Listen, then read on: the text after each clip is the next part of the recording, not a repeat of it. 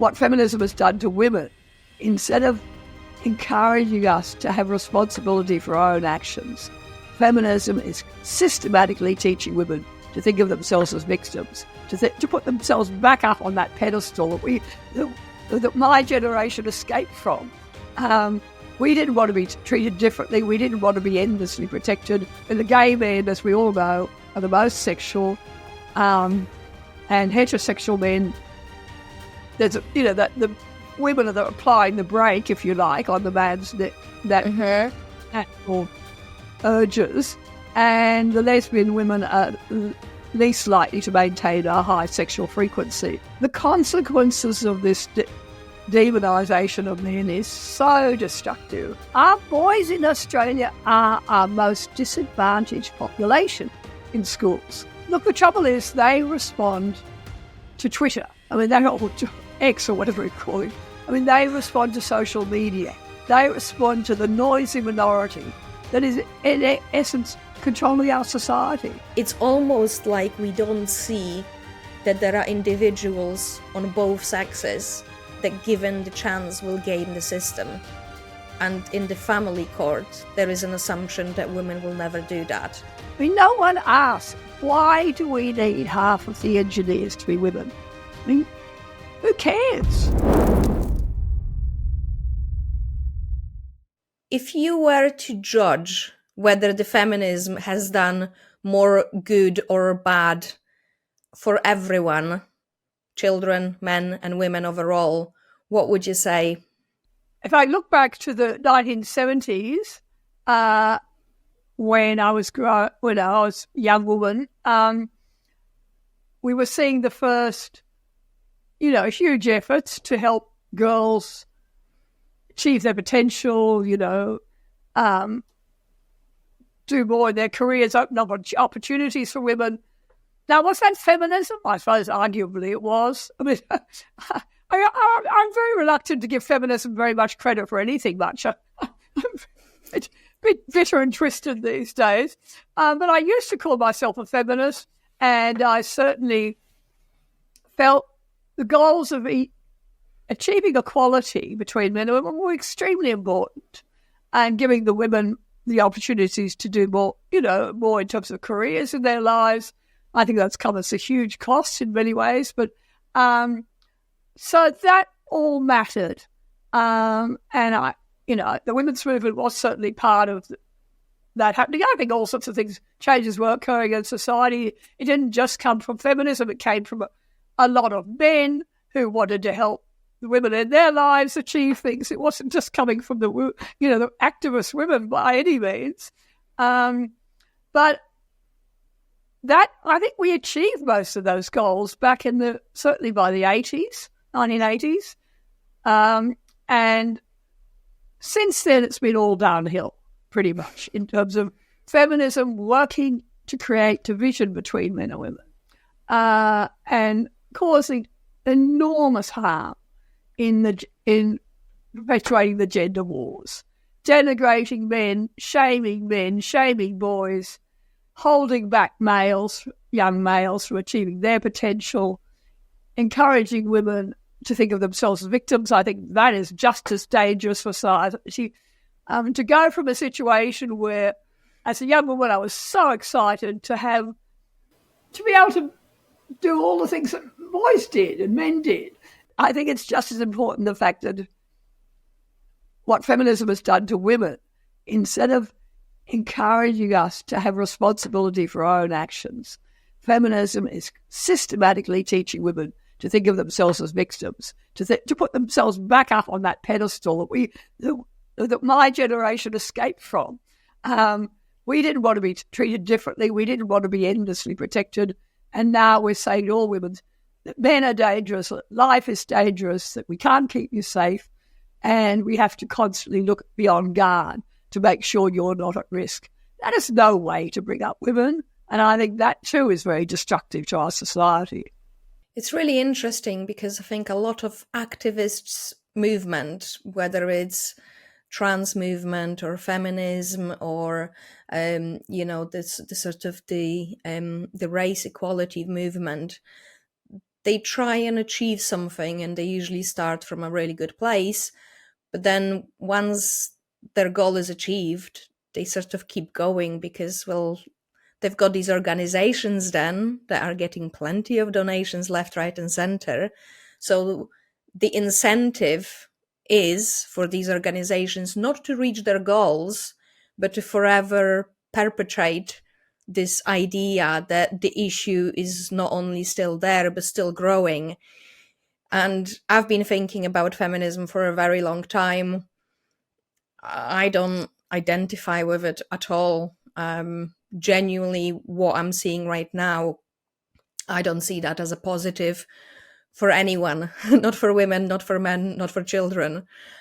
So I like to sort of ask the question of whether people just think, in general, whether it's done more good and bad. And I appreciate that it's a difficult question, because there will be probably some people that it's done wonderful things for, and there will be some people that it hasn't. So the interesting thing as well is, I think this statistic came from UK, if I'm right, but only less than 10% of women actually think of themselves as feminists. And I think that's an important statistic to remember. Not many women actually believe that they feel like they are the feminists. So your work started in sex and in being a sex therapist, but in the most recent years, it moved way more towards anti-male society. So do you want to tell us a little bit about what that is, and why did you come up with the concept? Well, I don't see it as that. I mean, I see it as achieving equality for men, funnily enough. Having a situation where it doesn't matter what gender you are, you should have the same opportunities, you should have the same protections in the law. You should be treated the same. That's my goal. And we've moved a long way from that now. We have discrimination in favour of women right throughout big institutions here in Australia, employment, whatever it is, the law. I think that's incredibly unfair. And I don't think that's a horrible future for young boys, realising they're growing up in a society that's really hostile to men. And that's what we've achieved now. Mm-hmm. Okay, so let's sort of parse it all up a little bit, because there's been many people now raising alarm about the fact that men are being left behind. And we can see certain things that are certainly affecting it. For example, the fact that, let's start with education. In education, majority of teachers are female. And in the world where a lot of boys, whether you live in Australia, America, and the UK, the story is the same. A lot of boys are growing up without the fathers in their homes. And they don't really have any sort of father figures at their schools either. So what do we know in terms of boys and men and education? Well, I think there's no question this is a disaster for boys to grow up many boys growing up in an entirely female world and not having any opportunities as part of their normal upbringing to learn the particular approach to child rearing that comes from men. There's been a lot of research on this showing that males and females tend to parent differently and tend to play differently with children and have different ideas about, boundaries for children and so on. And, I think many of us have examples of that from our own lives. I remember with my kids, you tend to shrink away as a woman when you're husband is throwing the babies in the air and roughhousing with them. And that sort of play doesn't, I mean, some women do it, sure, which is fine, great. But it's much more common from males to push the boundaries in terms of boys and girls growing up and learning to take physical risks and learning to know their own strength and learning to when to pull back and when not to do something stupid or not to be aggressive. All of that play is extremely important for boys. And also, and I think that very much extends into the teaching environment too, in terms of the messages the male teachers convey compared to the female teachers. And when you see this playing out in so many aspects of our societies, that women's overemphasis on safetyism and risk and so on. I mean, we saw that during COVID, where the whole, demand for wearing masks and so on very much came from women. And, I found myself surrounded by women wearing masks even in their cars and so crazy stuff. And that's very much about, people keeping people safe. And that's much more likely to be a physical a characteristic of women than men. And it's not good for our society to limit the way we bring up our children to simply one means of parenting, one means of teaching. And that's what we're doing now. I mean, I think it's been a disaster in our schools. One of the things I've been really involved in is helping male teachers as they deal with the constant suspicion they face as males. I mean, we've done something absolutely dreadful in creating this impression that all males pose physical, sexual risks to children, which means any male teacher is potentially subject to false allegations. I was talking to a teacher the other day who was teaching a class where there was the really naughty girls, and they told him that they'd managed to get rid of the previous teacher by systematically teasing him and calling him a pedo, and then when he threatened to split them up and put one girl at the front of the class, they simply said, if you do that, we will tell them that you were looking at us in a way where they made us feel uncomfortable, and you'll lose your job. I mean, girls in that situation are being taught to misuse their power to, set males up that they are annoyed with. If a teacher is in any way strict with them, they can get rid of these guys. And that's what's happening. I mean, it's a real problem in us. And I just think teaching is too risky for men now. Yeah. Men across the country losing their jobs as teachers. I think as a society, we've managed to teach our children that discipline is some sort of oppression that they have to fight against. And there's certainly, I mean, I can see it in the UK for sure, that there is very, very little discipline in schools. And it doesn't really produce particularly good results. So I also have got a friend who is a male teacher, and he's had some false accusations of various natures thrown against him, I think twice just in the last year. So the environment for teachers, I think in general, is rather toxic right now. They are being almost bullied essentially by the students, which is incredible situation to be in. And then in one of your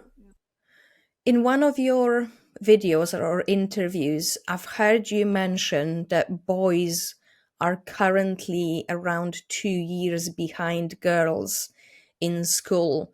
Is that sort of grades, development, just their overall progression through the curriculum? What is that 2 years actually about? That was we have a system of testing, national tests of basic skills, reading and written language and mathematical abilities and so on. And I think it was across the board in that sort of that was beginning to really showing up into the high school years, that sort of gap between boys and girls. And it's been widening for years and years and years. I often tell the story of, I started writing a lot about boys' education. Oh, I think it must be well over 20, 30 years ago. We had some government inquiries into boys' education because that came very much from parents. Parents complaining to their local member of parliament or whatever that they noticed that, I mean, even though it's a wonderful thing to see all the girls doing so well, there are never any boys winning prizes anymore. And in the schools, the remedial classes are full of boys. The boys are the ones who are dropping out, and the girls who are surging ahead. And we had various governments, state and federal, national governments in Australia held inquiries, thousands of submissions from parents worrying about their boys. And in fact, we had various governments implement policies. You did in Britain too. You had a big education inquiry and you had all sorts of policies put in place. And then the minute a new government comes along, in our case, this was all done under Conservative governments. And when the Labor Party, the left-wing governments came in, they just tossed it all out. And we're back to square one. Anyway, about 20 years ago, I was talking to a senior bureaucrat and saying, we have this widening gap between boys and girls. What are you going to do if the gap keeps widening? And she said, we'll wait 2,000 years and analyse the results very, very carefully. And then she laughed. It was only a joke, but it's not a joke. That was 20 years ago. Done nothing. Our boys in Australia are our most disadvantaged population in schools. That's what's showing up now for the first time. They're doing worse than, the group of rural kids who are, traditionally disadvantaged or whatever it is. All the other groups aren't doing as badly as boys overall. And no one will even discuss it anymore. I mean, and that's what's interesting to me, that 20 years ago at least, it was getting proper public discussion. And since then, the feminist grip on our institutions has tightened to the extent that even our media won't touch it. And the education department are totally sewn up. Fantastic. But I think the one thing I will say is I sit back in awe at the incredible achievements of feminism in terms of controlling our society. They're just amazing. Yeah. I mean, I've seen this graph that was basically showing that right now the college graduations of men and women completely flipped. So before the affirmative action in the States started to get more women into education, I think the split was about 40-60. So there was about 60% of men that were graduating against 40% of women. And right now, it's a complete reversal. The boys are dropping from higher education, left, right, and center. And I see no affirmative action anywhere. I see no protests. I see no demonstrations. And if we are pretending that we want equality, and we can argue whether equality is possible, I actually don't think it is possible to achieve. Complete and utter perfect equality will never be, because we all come from different backgrounds, and given the same opportunity, different people will alchemize that opportunity completely differently. So the outcome are never going to be equal, essentially. But we are now in the situation where boys are behind on many, many aspects and factors in life. And the politicians don't want to touch it. The mainstream media don't touch it. And the minute you start to say anything positive about men, you're being quite often accused of, trying to excuse a rape or, whatever fetishes and depravities very, very small minority of men are capable of. And it's just not a healthy conversation. So how do you find the level of healthy discourse in that area currently? Oh, well, basically, as you say, there isn't any. I mean, with regard to university, what's happening in our universities, it's totally ignored. The fact that in Australia, we're pushing up well past 60% female graduates to, towards 70 in many subjects. The few subjects where we don't have a total domination of women, they like engineering, they lowered the entry requirements to get more women into engineering. I mean, no one asks, why do we need half of the engineers to be women? I mean, who cares? I mean, what we want is competency, presumably when it comes to solving up or whatever it is. And yet in so many areas now, they're just obsessed by putting women into these jobs or into these careers. And there's no logic to it. I'm just preparing an article right now on this absolute fetish for putting women into the top jobs. Every time there's a big announcement in Australia, whether it's about a governor general or about a head of a department or a chief of police, whatever it is, it goes to a woman. And it's an absolute joke. And I'm collecting little photos of all the judges in one state. And almost all women now. Or we have our governors. Every state in Australia has a governor. 5 of the 6 governors are women. When is this ever going to stop? And no one talks about it at all. I mean, it's just crazy. But what I fail to understand is, are people in power just cowards, or do they not care, or do they not think straight? Because in one of the Twitter that I posted a couple of months ago, I listed 4 or 5 issues that I think are the top issues for women. And one of these issues was feminization of all public spaces and domains. And I see that as a problem. And we can see that, for example, in universities really, really, really clearly. Because whenever you've got one sex, which is essentially less represented than the other, it's the less represented sex that actually sets the rules of the game. Now, in the universities that are dominated by women, those women still want to date men, and they compete for the same pool of, smaller pool of men. And quite often that competition to the bottom gets to the point where they're essentially competing at making sex cheaper and cheaper and cheaper and cheaper. And that doesn't benefit any women at all. Women are not happy in those colleges. They are not happy with the dating culture.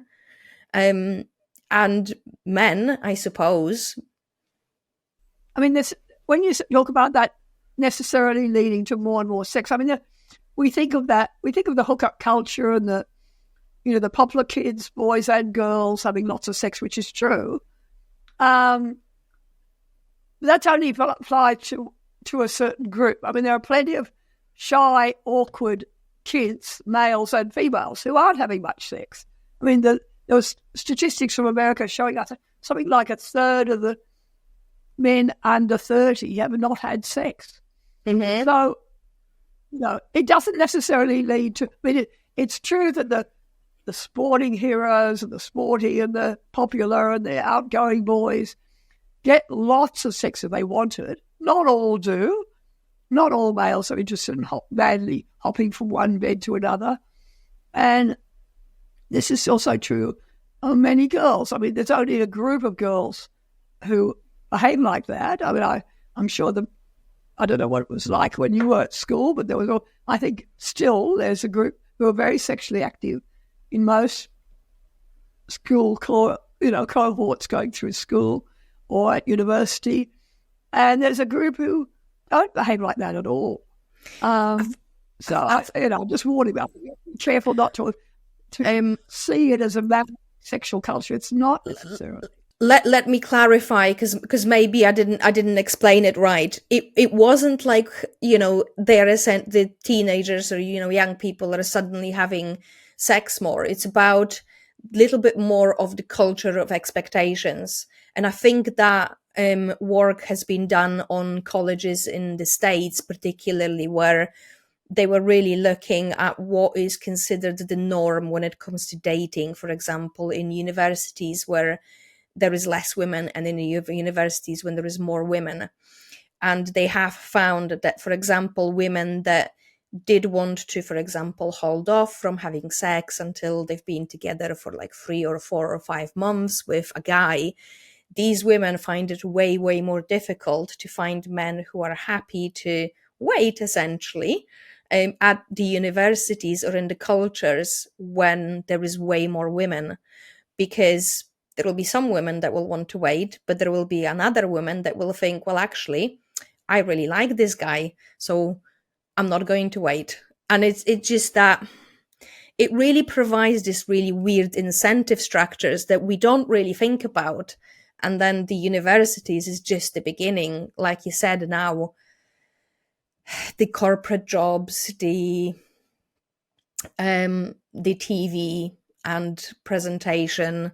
So in Formula One, you can't have all men presenters anymore. You always have some women there. And it's like sometimes, yeah, they are interesting. You can see that they are very, very knowledgeable. But sometimes you can see that they've been put there just because of the sex that they are. It's not because of their experience. And that trend is essentially being replicated everywhere in society. So because you talk to politicians and to policymakers, do they not see it? Do they not understand it? Or do they just not want to tackle it because it's a little bit too radioactive subject for them? Look, the trouble is they respond to Twitter. I mean, or to X or whatever we call it. I mean, they respond to social media. They respond to the noisy minority that is, in essence, controlling our society. And so, if there's an article about all the commentators of the cricket all being male, that, the various cricket organisations will madly think they have to do something about that. Whereas, it may well be that 95% or whatever of the cricket watching population of men and women would prefer to listen to men. Well, I don't know. But I mean, I just think they tend to assume that the views of this, the people who get out there and make a fuss about these issues are the views they have to respond to. And that's how we've got in this mess. I have no doubt on most of the issues I write about, I have the majority of the population behind me. And I hear this all the time. I'll go into a supermarket and I'll have women of all ages as well as men say, we totally agree with you, but we never dare say so publicly. And, I talk to politicians and they don't dare stand up because the media, of course, our mainstream media, our legacy media, has absolutely sold out as well. And they are ruled by this, social media mob and tend to respond to whatever their reaction is to any particular issue, rather than standing up against them and saying, no, this is not what the ordinary community wants. Okay. So let's turn to a less radioactive subject, which is the sex between the sexes. So this is essentially where I suppose your career started. But right now you look at the sex a little bit differently or from different perspectives. How would you rate the healthy relationship between the sexes currently? It's just, I mean, I do think sex is a mess, generally. I mean, I suppose when I was a young woman and I found out a sex therapist thinking I would make everybody happy. You know, the idea was to rid people of, it was the 1970s when I started, and it was a time when sex had really been a taboo topic, and people couldn't talk about it, didn't have much information, were crying out for information about sex. And I just thought, would it be a lovely thing to make sex a normal part of people's lives? It's also much less agony and ignorance, and just something that was part of the way we enjoy our relationships. And I worked very hard to try to achieve that. And we've moved in so many different directions since then that are basically bad news. Marital sex, where the women are now, of course, encouraged to enjoy their sex lives. They're given every opportunity to learn about their own pleasure and to find, and men are absolutely drilled in the business of giving women pleasure. So you would have thought things would get better between married couples. And in fact, one of the really distressing things is we're seeing an increasing gap, a desire gap between men and women. We've moved from a situation, I remember the feminists in the early 70s were talking about whether men would be able to keep up with a sensuous woman. And, we discovered women's capacity for multiple orgasms. There was all this research about our limitless capacity, sexual pleasure. Where the hell? We don't hear much about that anymore. And what has actually emerged in the research is this major problem of women still tending to go off sex. And even though they might be very sexual women and really enjoy their sex life at the start of a marriage or start of the relationship, an awful lot of women lose interest after a while. And men are much more likely to retain that interest. And you end up with this tragedy of, the sex-starved men who spend their marital lives groveling for sex. And that too, we can't talk about. If you walk through the streets of Britain and said, what's missing from your marriage, talking to men and women, what you get from men loud and clear would be more sex. An awful lot of men are just crying out. But it's not about sexual relief that they're looking for, because every man knows he can masturbate. It's not about getting his rocks off, It's about intimacy and that unique connection that comes in a loving, intimate sexual relationship. And men expect in their marriages to have that as part of the deal, a good man is prepared to put everything he can into this relationship, and in return, he likes to think he'll have a lover. And many end up living with their sister or their roommate. They live in relationships where they get barely any sex, and that's a real tragedy. So the marital sex, the relationship sex, in many ways is not nearly as, I had much higher expectations of what was going to happen there than the way things have actually turned out. And also the life for single people is immensely more complicated than we appreciated. I mentioned earlier this finding that so many young people, and particularly males, are not having sex under 30. And there's a real pulling away from sexual interaction, I think, very much tied up with a lot of fears, particularly in young men, about getting we have hugely increasing incidents of false allegations of sexual assault. That all the talk around sexual consent, all the talk about all the infinite ways men can offend women sexually. It's not surprising that males are really wary now of entering sexual relationships, particularly casual relationships. And so even in the single world, we're not seeing huge, lots of people madly hooking up. I mean, you mentioned earlier that there is this pressure on people to think that's what you must do. And I certainly think that online dating contributes to that. You often have opportunities to meet lots of new people. And there is this pressure on people to feel they have to go to, I think it was the fourth date was always a joke that, you have this pressure to achieve intimacy. Mm-hmm. I had 5 years of my life, which was very entertaining, as an online dating coach. And this was, 15 years ago, I think, when the internet dating really first started in Australia.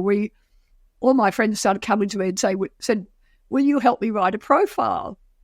And of course, it was something that it came very naturally to me. I'd been in journalism most of my life, and also interested in studying relationships.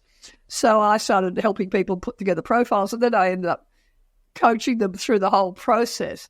So I learned an awful lot about what that's like. And most of my clients were over 50. So they were women who'd usually had, a long marriage that might have ended, or, they'd been in long-term relationships, and now they're putting their toes in the water again and finding it very difficult. And that sort of thing, where when they were married first, dating, 20 years ago, they could take their time to get to know their partner. And now there's this enormous pressure that if you're serious about someone, you have to go to bed with them.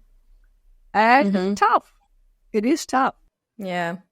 And I think as well, like this, if our culture is just subtly pitting men against women and women against men, especially young people are going into the relationship with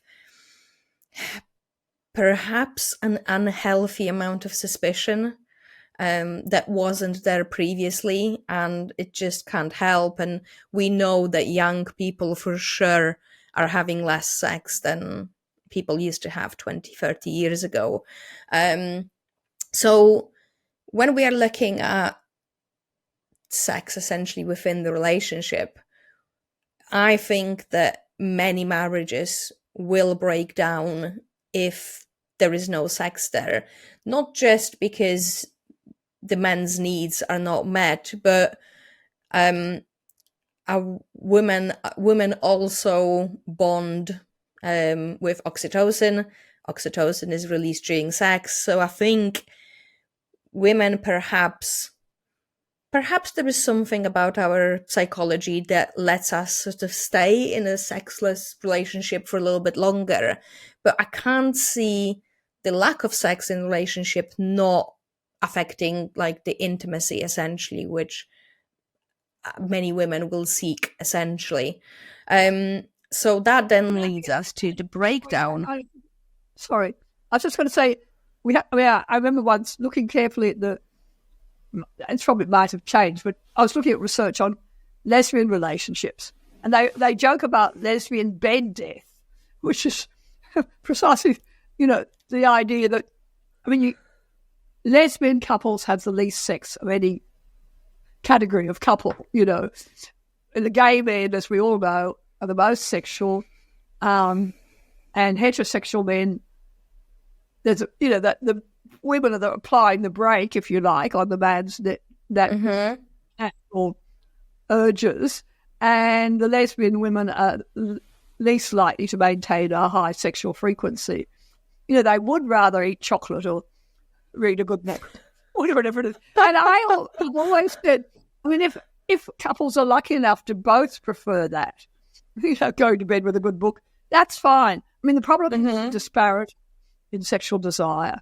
I don't think you need sex. I do think you need intimacy, and it's rare that a couple don't like cuddled, touching, a hug, physical intimacy in other ways. And when that's not there, I think you're moving into quite a different sort of relationship from what we would normally imagine as a marriage. But in terms of intercourse and, sexual pleasure, there are couples who are equally disinterested, and I don't worry about them. I think they can be fine.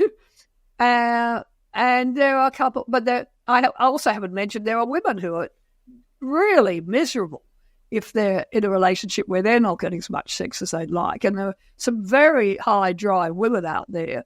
When I did research on differences in sexual desire about 15 years ago, and I had this wonderful project where I had the idea of getting couples to keep diaries about how they negotiate sex in a marriage. So, if you feel like having sex tonight, do you initiate sex? How do you do it? Because couples have very funny little signals that they use to say it. This is the green light. I remember one man telling me his wife always cooked Wiener Schnitzel for him, and it was like even the thought of Wiener Schnitzel was like it would get him a bit turned on, because that was fine, isn't it? But so I had these couples talking about how they initiate sex, what is the reaction, how do they feel if they get rejected, the day-to-day negotiations. And it was truly fascinating because I had these 98 couples and they wrote their own diaries, so his and her diaries. And then every night or whenever they'd had sex, they'd send them in to me, often in the middle of the night, and I'd wake up every morning to see what happened, leap out of bed to see what happened last night. It was really very fun time. But they also, some of it was hilarious and some of it was utterly tragic. This people pouring out their heartbreak about, I suppose, as you said, it's a gap between their expectations of a relationship and the reality. And if you're yearning for more intimacy, whether you're a man or a woman, it can be a very lonely place, a marriage. It was all very fascinating. I look back on my, the years when I was involved in writing about sex as enormous fun compared to, the hard yards I'm doing now, just talking about what's happening to men. My inbox on my computer is relentless tragedy. People writing to me from all over the country whose sons have been put in jail, whatever it is. The consequences of this demonisation of men is so destructive and terribly depressing. For a naturally cheerful person like me, it's really sad to find myself dealing with so much misery, really. Let's turn to that misery, because there are two subjects that I definitely want to have a chat with you. The one being the discrimination in the family court systems. And I know that you're in Australia and you're writing a lot about there, but we have the same issues in the UK. We have the same issues in the States. Men are not being given a fair hearing in family courts. And another one, which is even more explosive, is essentially what's happening with the false allegations against men. So let's start, first of all, with the family courts. Well, of course, the two areas are very intertwined, I assume, in Britain as well as Australia. That we actually just had a survey, a YouGov survey, showing that Australia had the second highest rate of false allegations in the world, and most of those are associated with custody disputes. So the false allegations are often occurring in order to gain strategic advantage in a family law battle. And that's where we see close to our fault. I assume that probably same applies in Britain. I know I have people who contact me whose children have been, taken to Britain. I have a very good friend whose son was sort of kidnapped and taken to England, and he has to pay thousands of dollars for supervised contact whenever he wants to see his son. And every time he goes there, he faces more absolutely rubbish accusations that are just his wife is simply ex-wife is simply making up to create this barrage of barriers for him to see his son. And it's just absolutely tragic. I mean, I've been writing. I wrote for about family law for about 20 years. I was then a feature writer for our major newspapers, and I wrote article after article after article about what was happening there. I remember very early in the piece I had a letter. We had snail mail then. And I had a letter from a judge who wrote to me and said that he was retiring as one of the first family law judges. And he said, we've made such a mistake. We gave so much power to the custodial parent, and the women, and it was usually a woman, and then we gave them the right to move wherever they like and to shut the other partner, the father, out of the children's lives. And, with the children came most of the money. And it was we gave so much. That deal of being a custodial parent was such a good deal that very few people were prepared to move away from that. Why would you, if you could have all the goodies, all the power? And I mean, he was amazing, and he gave me a series of interviews about how he thinks we set up the whole family court structure in the wrong way. And it's just gone on and on and on. We had one government in Australia, and John Howard, a Prime Minister, he was one of the few Prime Ministers we've ever had who was genuinely interested in social issues. And in fathers, he spoke out for fathers again and again. And he, in fact, did a big revamp of our family law system and family law legislation and enshrined the right of children to have two parents in their life after divorce. Yeah. The whole family law system was to revolve around that essential truth. And he got the whole of the Parliament to vote for this. I mean, we had a bipartisan agreement on this. This year, our Labor government has thrown out almost every mention of children's right to have contact with their fathers. It's all gone.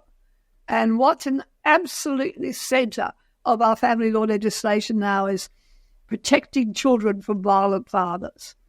And this is what I call the violence card, where the assumption is made that all men are potentially dangerous. We have to keep children from dangerous fathers, and therefore we have to believe every allegation made by a mother. And if she makes an allegation, we just remove the man from the home. We don't allow him to see his children. He has to pay money for supervised contact. A whole lot of things follow from that initial allegation. And it's an absolute disaster. And now we have our whole family law system going back over 20 years to sole parent situation in Australia. It just does my head in.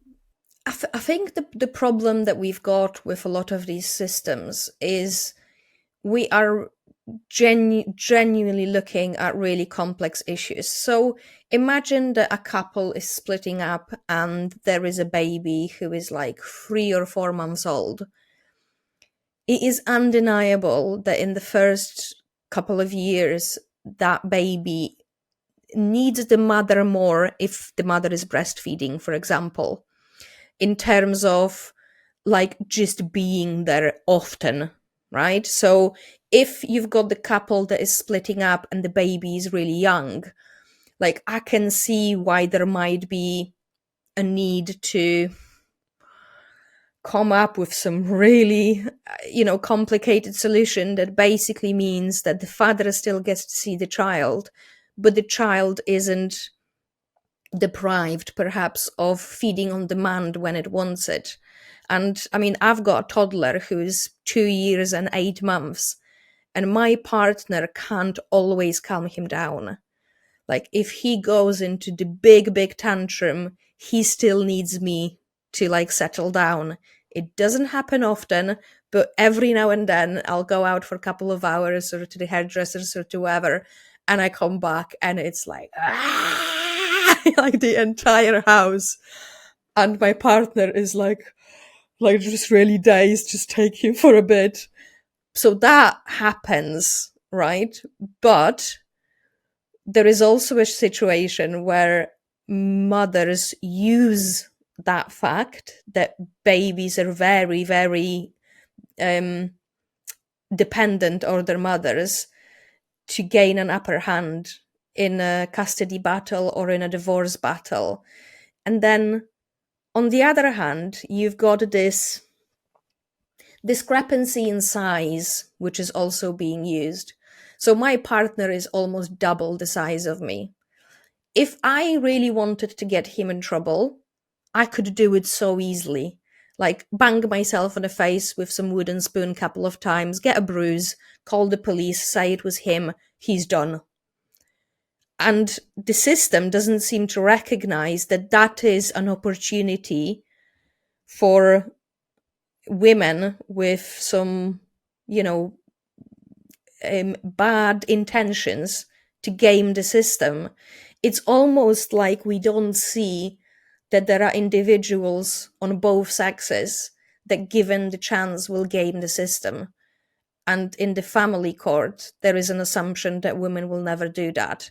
Do you agree with that, or is that not fair sort of estimation? It's absolutely right. And look, many women, I mean, I think in that situation, people are angry, people are upset. People, if you're breaking up a marriage, there's a lot of emotions going on, and women feel very vulnerable. A lot of good women who had the best intentions in terms of trying to do a divorce in a civilized way. Often, it's the lawyer who might say, look, you're crazy if you don't. It's better for your children if you were to say you're being emotionally abused. He doesn't have to have hit you. You could just say, oh, he's coercive. We've got all these new forms of domestic violence being introduced, and coercive control is the latest one. And he controls the amount you spend on your credit card or whatever it is. And you think, oh God, I'm worried about being able to provide for my children, and so it's very easy in that situation for good women to be seduced into thinking, well, everybody else seems to do this. Maybe it's best for my kids if I make sure, I've got everything I can for them. But I mean, as you say, the system is now set up to encourage false allegations, and it's an absolute disaster and a total tragedy. I just think it's an outrage that men are being forced to pay to be allowed to sit in some ghastly place and see their children with someone sitting with a notebook writing down everything they say that can then be used in a court situation to deny him contact. I mean, it just goes on and on. And, the incidence of parental alienation, and it's so, as you say, mothers do have an advantage. Most mothers have much more time with their particularly little kids and learn the skills of how to handle that particular child. And I mean, we know that if we put a man in that situation, the breastfeeding thing, of course, is separate. But apart from that, men can acquire those skills if they have the same sort of time with the children, but they usually don't. And most fathers are pushed into a situation of having to, make up for her loss of income if she's taking time out from the workforce for a while or cutting back work. And he has to work harder, and he has less and less time to be with the children. As you say, it's really complex, and there are lots of people who start off with very good intention and just get sucked in by this ghastly system we've set up. And I hold a lot of lawyers responsible. The incentive to lawyers to create battles in court, with children at the centre of those battles, is enormous. That's how they earn their living. And it's just... Well, for the solicitor, a prolonged court battle is way, way more lucrative than, a quickie little divorce where everyone agrees. So I can see that. But then also I do know some couples that were getting divorced, and for two parties, separate parties that were getting divorced, both of them said that the solicitor was encouraging them to really go after the other person, which they didn't actually want to do. So again, the incentive structures are not quite there. Now, And just on that, I mean, I think there are a lot of couples who work really hard to put the children first and to have civilized divorces. And, I mean, I have friends who are moving in and out of the house where the children stay in the house, and the parents are moving in and out to make sure the children have stability. I mean, that's an incredible sacrifice to make for the sake of the children. And lots of parents are working so hard to ensure their children are properly looked after in what is a very stressful situation for most families, marital breakups. Yeah. Now we have to give them credit for that. So this is obviously the false allegations within the relationships, but we also have got an issue with false allegations around a bit more of the celebrity world as well. So you've had a famous case in Australia recently, and I believe that you've had a conference that was organized to talk about false allegations against men that had a little bit of the pushback from the feminist activists. So do you want to tell us a little bit about that? Well, we're putting together a conference on which we're calling Restoring the Presumption of Innocence, and looking at all the ways our justice system is being tilted to favour women. I mean, to favour victims, and when it comes to sexual assault, we're normally talking about females there, of course. And we've had endless tilting the system to ensure that women making allegations of sexual assault get every possible chance of a fair hearing. And this was an important thing, of course. I should say that, there's no question that rape survivors, rape victims didn't get a fair go in our justice system. And it was really important that we did more to encourage them to come forward and to know that they're not going to, have a second ordeal when it comes to making their case in the court. So there was a good reason for that, but we've gone, as we've discussed tonight, we've gone far too far in the other direction now. And we have a really problematic system where men don't get a fair hearing in our courts. And we've had a lot of evidence. We've had this famous case, a woman called Brittany Higgins, who was found drunk, half naked in the middle of Parliament House one night. And the question of what she then accused one of her colleagues of raping her. And this case has gone on for year after year after year. It's just been incredible. So, and the guy involved in that case, the rapist, the alleged rapist, his name is Bruce Lehrman, and we decided it'd be good to give him a chance to speak at this conference amongst other people. And then we had a verdict that went against him in a defamation action. And so the whole thing blew up. But the conference was never about Bruce Lehrman. It was always about everybody. It was about the presumption of innocence and the fact that we're all supposed to have that. And so we've got law professors, and we've got criminal lawyers, and we've got families who've been through, Me Too cases, and all sorts of people describing aspects of this experience. Coming together for the first time in Australia. No one has ever publicly in Australia talked about false allegations and the impact they're having in our justice system. And we've got brave whistleblowers who are going to describe what's happening in our big institutions who are, which are taking huge amounts of money for domestic violence and never do anything for male victims of domestic violence. All these areas are going to be discussed. And we've got this big conference. So when we had Bruce Lehrman speaking, we were going to have it, in fact, just a few weeks ago in June. We put it off for a few months. It's now at the 31st of August. Bruce won't be speaking, but we'll have some very interesting famous cases. People involved in famous cases will be there. We're not going to even release the names of all our speakers because we're not interested in the media bashing us up because we've got some celebrity victim or perpetrator or whatever it is. It's about the broader, really critical issue of the presumption of innocence, and that's what we'll be discussing.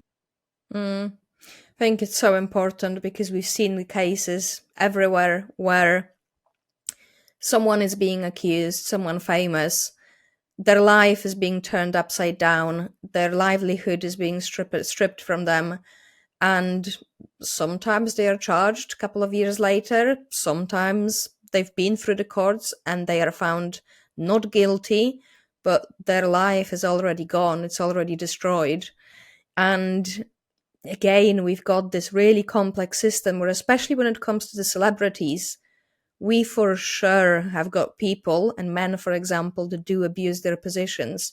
But we also have seen way too many examples where women are or even men, in the case of Kevin Spacey recently, where people who are pretending that they are essentially victims, or are trying to portray themselves as victims, are essentially just taking advantage of the fact that they can present an allegation against someone famous for their own benefit. So I think it's the false allegations against anyone is very, very important subject, and I would hope that people are going to join your conference and help to spread the message about it.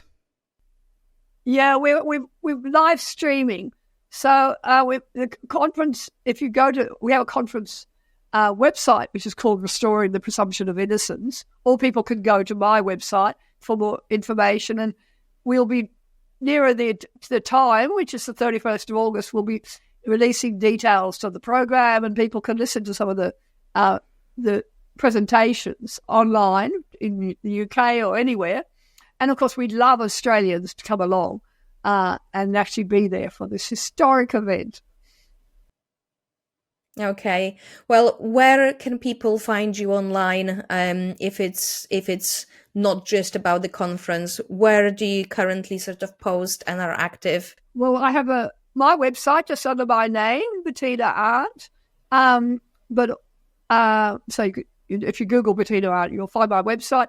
And I also on Substack. I'm blogging on Substack and have a very healthy following there.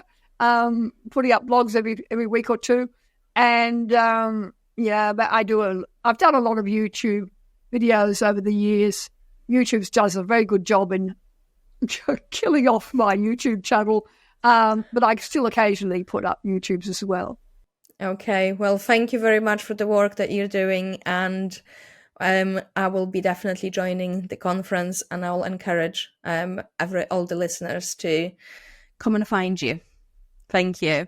Thank you for tuning in to Wisdom Rebellion. Before you go, if you enjoyed the conversation, please consider subscribing. It massively helps with keeping the show on the road so we can all build a wiser world together. And if you loved this video, you will also love this one. I'll see you there.